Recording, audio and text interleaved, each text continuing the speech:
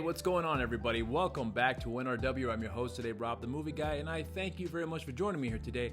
And as you can tell from that intro, I'm reviewing one of my all-time favorite films, and that is no joke, in the 1990s classic Teenage Mutant Ninja Turtles. And this was actually the very first film that I saw in theaters when it came out back in March 30th, 1990. And this would be marking the 31-year anniversary of the film's release. And at that time, I'd have been 4 years old. And if you were a kid like myself growing up in the late 80s and early 90s, you would have known that Turtle Mania was huge back in the days. It was impossible to escape because wherever you had gone, the Turtles were everywhere. They were in toy stores, they were in convenience stores, they were in the grocery stores. They were everywhere. You could not escape the Turtles because they were huge. They were like the Beatles back in the day.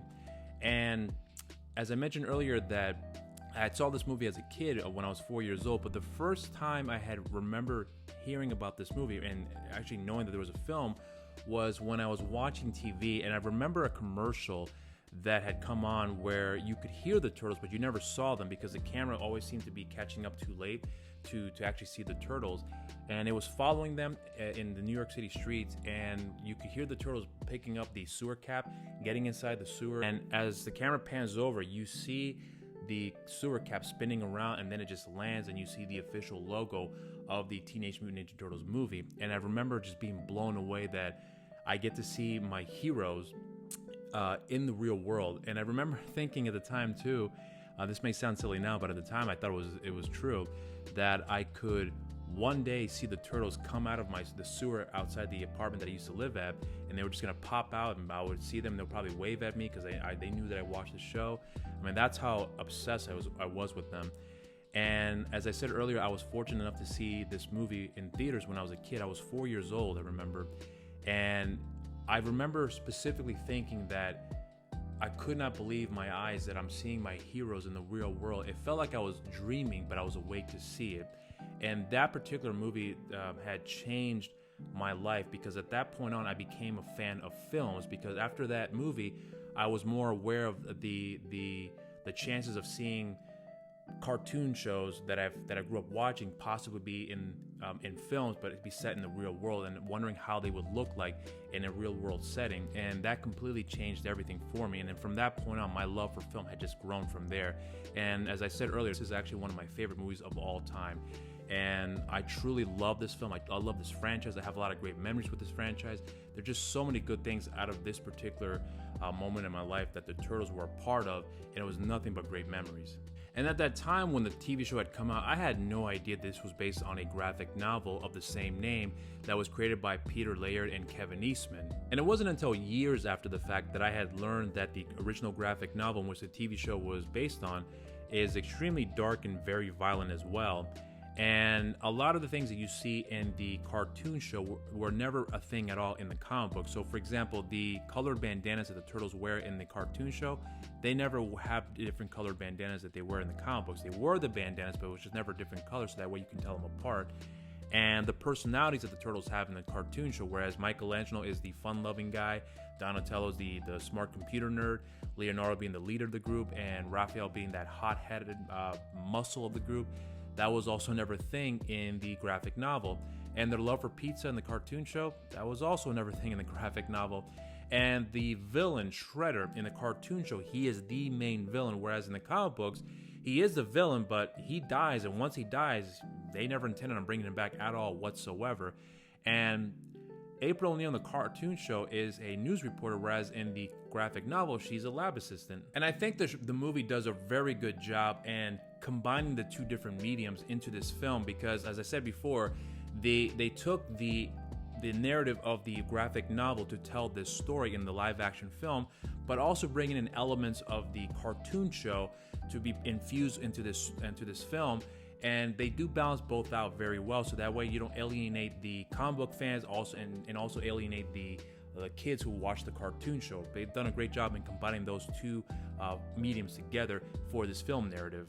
And I'm not ashamed to admit that at 35 years old, I am still a huge fan of the Turtles. And as I said earlier, I have a lot of great memories with this film. And both my wife and I have been able to collect a lot of things throughout the years that we've kept here, including this little bad boy here that my wife had gotten, I believe, about 2-3 years ago, which is the original standee for the promotional release of the 1990s film. and it's still in great condition. And I'll also be showing you some other things that we've collected throughout the years, and a lot of which I wasn't able to take pictures of because they were still stored away in the box, and it was just too much time for us to take pictures and put them back because we have no place to put them. And those are including the pop vinyl figures, the action figures that were re-released about a little less than 10 years ago, the poster, and a few other things as well. But like I said before, I have great memories with this franchise. And a little fun fact, I live in North Carolina, and I was amazed to learn prior to me moving down here that the original Ninja Turtles movie was shot here in North Carolina, in Wilmington to be exact. And they also shot some things in New York, but the majority of the production took place here in North Carolina. And I was also found interesting to learn that The Crow, one of my all-time favorite movies as well, was also shot in the same studio where the Teenage Mutant Ninja Turtles was also shot as well. And the film is directed by Steve Barron, who is very integral in using the graphic novel's synopsis to be the narrative for this film. And at the time, he had already had a very successful music video directing career and directing a lot of iconic videos that you guys may know, such as Take On Me by Aha, Billie Jean by Michael Jackson, and Africa by Toto, and he had also directed the comedy classic in Coneheads. And one of the production companies that helped make this movie is Golden Harvest, and if that name does not sound familiar to you, then I'm sure you may recognize this logo, especially if you're a hardcore martial arts film freak like myself. There is no doubt in my mind you would have seen their movies because they have made a lot of legendary pictures in the action genre. And at the time, the production company was headed by a man by the name of Raymond Chow, who has started the careers of many of these legendary actors that you saw in those clips. There's a lot of wonderful history of this brand that I recommend you guys go out and check out, because a lot of things you learn about what it took to make the cartoons, the comic books, the TV shows, and the toys and everything else that's associated with this brand is extremely fascinating.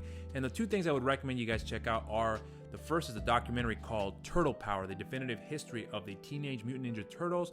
And there's also a show on Netflix called The Toys That Made Us that dedicates one episode to the making of the Turtles toys, which I found extremely fascinating. So I recommend you guys go out of your way and check out those two properties there, because it goes into details and gives different perspective in each of those different, the film and the TV show, for you to learn what it took to get to this point of this massive success that is the Ninja Turtles. And there's a lot of interesting info that I have about this film that I'm not going to be able to cover in this review for the reasons of timing, or I just happen to forget to bring it up during this review since there's so much material to cover.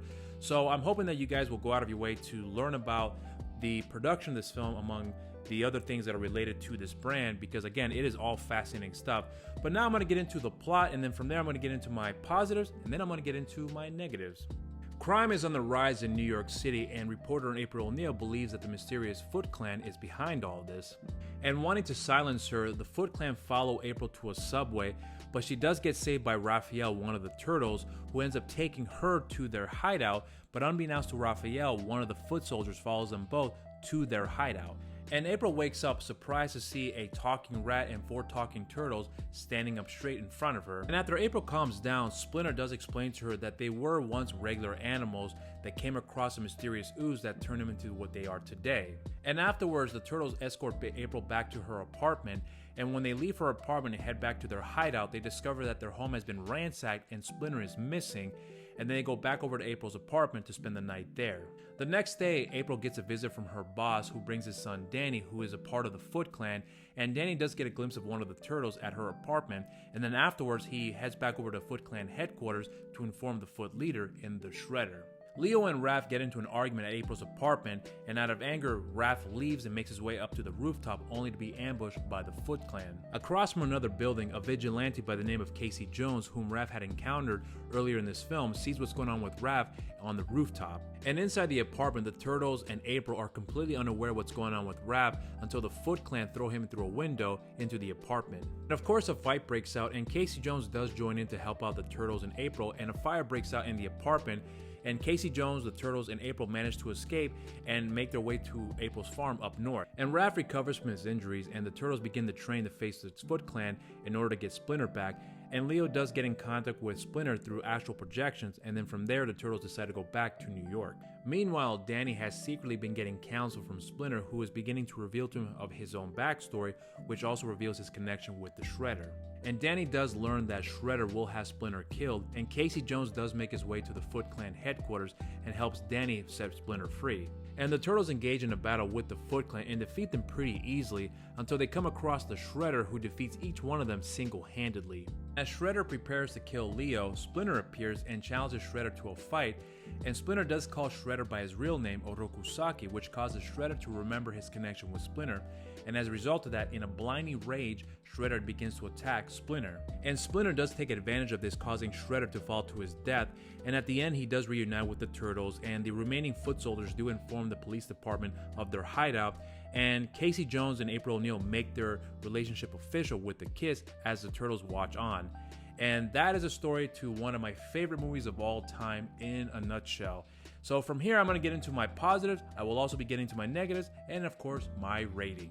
The first positive I want to point out is that the film is very well directed. The director Steve Barron does a really good job in making this film look so beautiful, and you can tell that he also respects the source material by taking it very seriously, while at the same time respecting the TV show as well. And although this movie is aimed for children, it does not necessarily feel like a children's film because it does have a dark overtone to it, and it has a very gritty feel to it as well. And at the same time, it also maintains its humorous charm to it. And as far as the main characters are concerned, the Turtles, Splinter, Casey Jones, April O'Neil, they're all fantastic. I love those characters in this movie, and they are handled so beautifully. Every one of those actors performing in this film, they all do a fantastic job. I definitely connect with them. I found them to be very humorous, but I also found the dramatic parts of the film to be very, very good. In a lot of ways, some people may think I'm crazy, but I'm telling you, when you watch this movie, I think you'll understand where I'm coming from. A lot of the dramatic beats in this film are handled way better than most other comic book adapted films that are coming out today. Not to say that the ones that are coming out today are terrible, it's just that whenever I watch this movie, I connect with those characters in those moments the most than I do with most other comic book action films that have been coming out in the last 10-15 years. So for me, this movie does have the heart that's necessary that you need to connect with these characters, I meant to say, and I think it's handled beautifully in this movie. And Shredder in this movie, that guy is awesome. That man is not a throwaway villain at all whatsoever in this movie. He is a real threat, and I appreciate that they respect this villain and they made him a viable threat for the Turtles and also a concern for the city, because when you first see him in the movie, it is an epic entrance that he has. You definitely feel the weight that whenever he's in this room, that he has this presence about him that is not to be trifled with.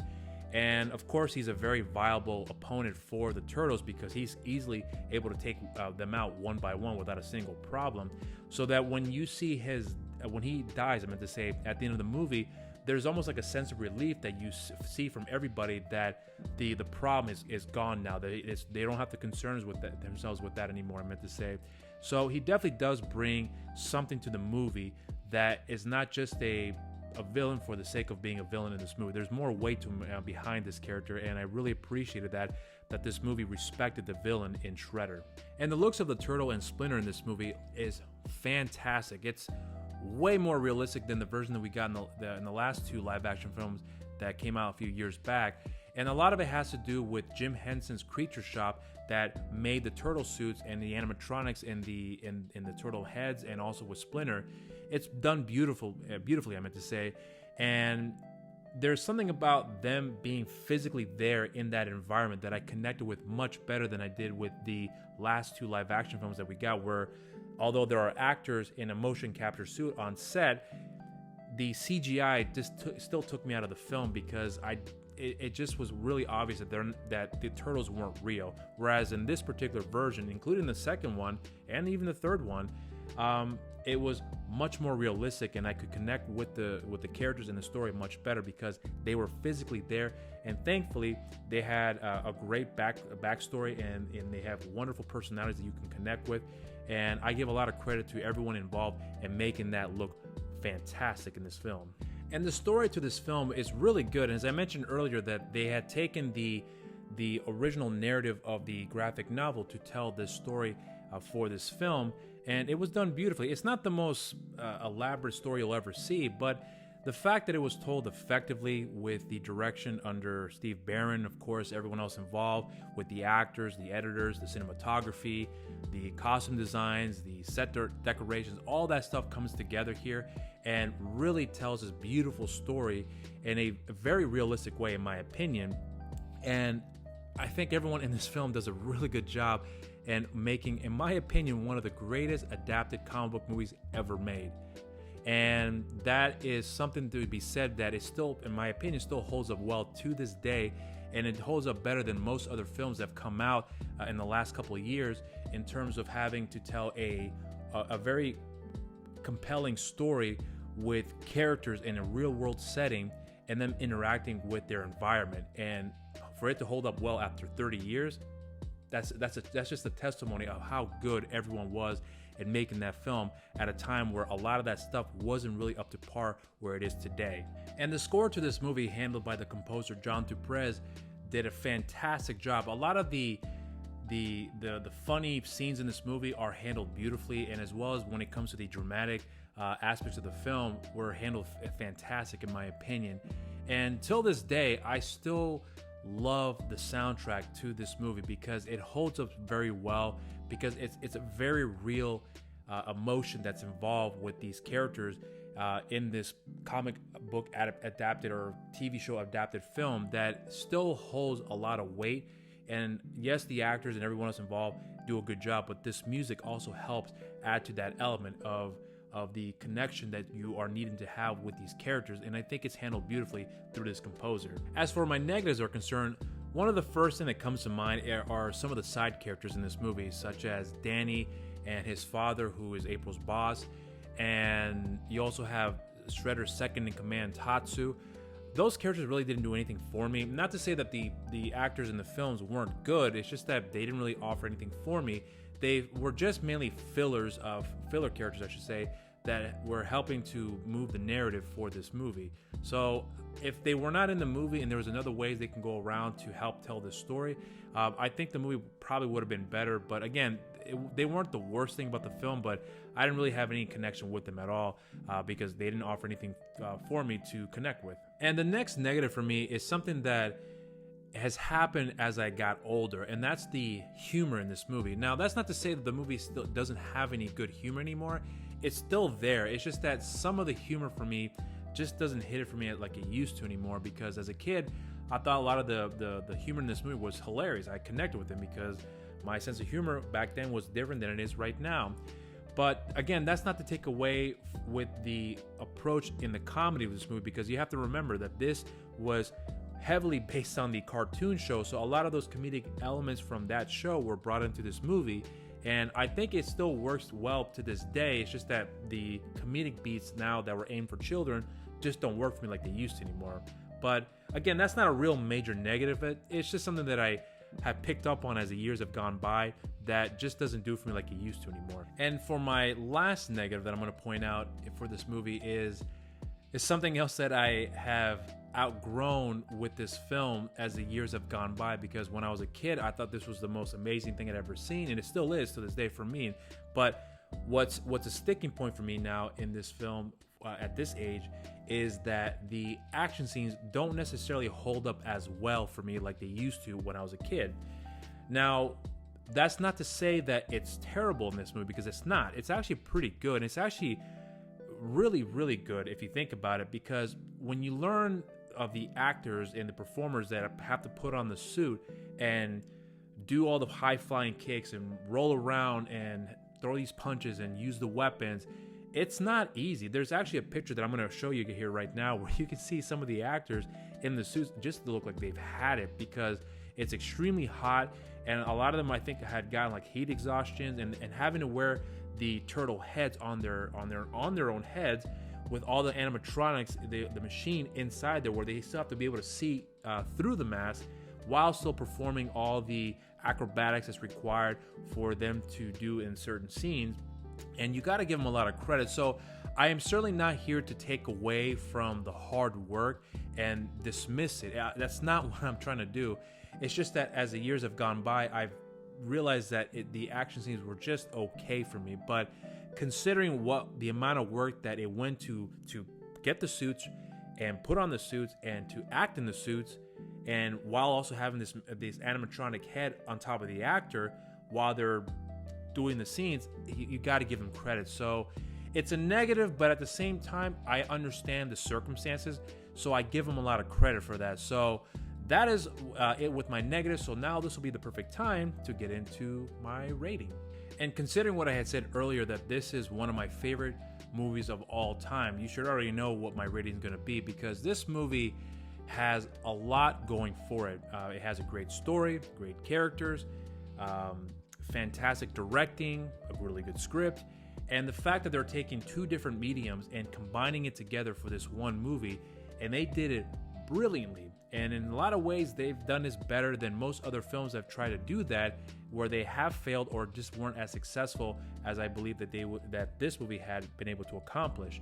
So for me, this movie is a milestone for a lot of reasons, and I hope people will take the time to give the film a lot of credit, considering all the obstacles that were presented during this production, and also with, like I said before, having to bring two different mediums into this film and tell an effective and compelling story that, in my opinion, still holds up very well. So if you haven't figured it out by now, my rating for this film is going to be a super motherfucking solid cheers. And those are my thoughts on the film. And if you have seen this movie, please let me know what you guys think of the film. And if you have never seen this movie and this review has piqued your interest in checking out the film, I would love to hear your thoughts in the comment section down below. And if you haven't done so already, subscribe to our channel and also share and like our videos. And while you're down there, hit that notification bell. And follow us on our social media accounts. We have a Facebook and Instagram page at New Release Wednesdays, and on Twitter at TheNRW. And you can follow me on my social media accounts. On Instagram, Rob_Medina0585, on Twitter, RobMedina0585, and on Facebook, simply just Rob the Movie Guy. And thank you all very much for joining me here today. I hope you guys enjoyed this review, and until next time, stay safe out there, and cheers.